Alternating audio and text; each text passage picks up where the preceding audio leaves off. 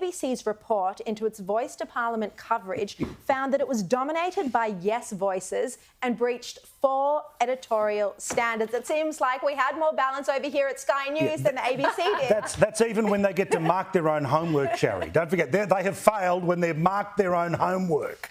So 51% of voices on the referendum were in favour, this review found, 23% opposed.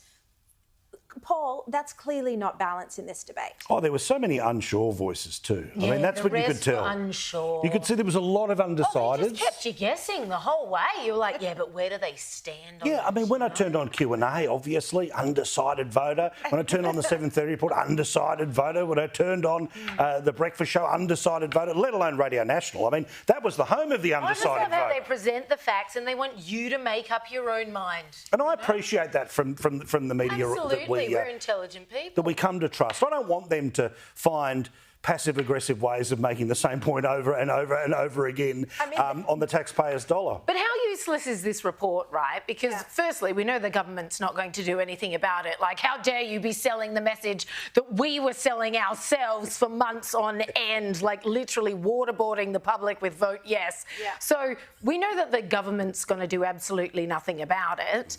I'd love to know how much was spent on it. All I want to know is, why didn't you ask me? Because we could have told you for free.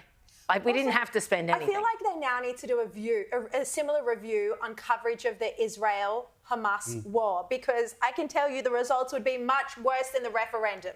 Well, again, their fundamental issue is that they're going to turn around and say, well, you know, we have to tick boxes and our guests are 50-50, but if anyone sees shows like The Drum, there's no conservative liberals. There might be a liberal there, but of course, a far left liberal that's there. So inevitably, in this context, and what you're talking about with Louise Adler, there'll be, well, how many Jewish people have we had on versus how many Palestinian people? What type of which is the conversation? Exactly. It's like the Walkleys giving the Book of the Year award to Anthony Lowenstein. They can say, oh, we gave it to a Jew, but it's a Jew who hates Israel, who wrote a book called The Palestine Laboratory. Well, the horrible thing is that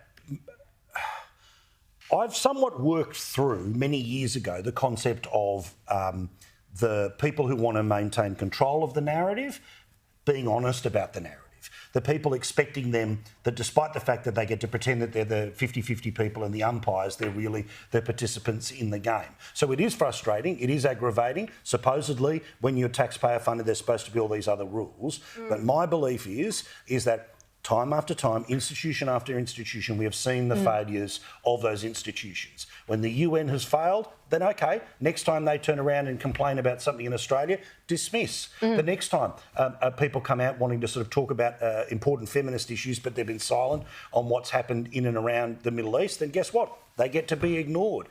As disappointing as these moments are, they're incredibly freeing, aren't they, Liz? Because the silence tells us everything. You're not feeding them, I'm out. The silence tells us everything, but with these bodies, there seems to be no accountability. Whether you're talking about the UN or whether you're talking about the AVC, laughably, The Guardian came out today and told all their journos and the people who work for them, you've got to stop your opinion, like signing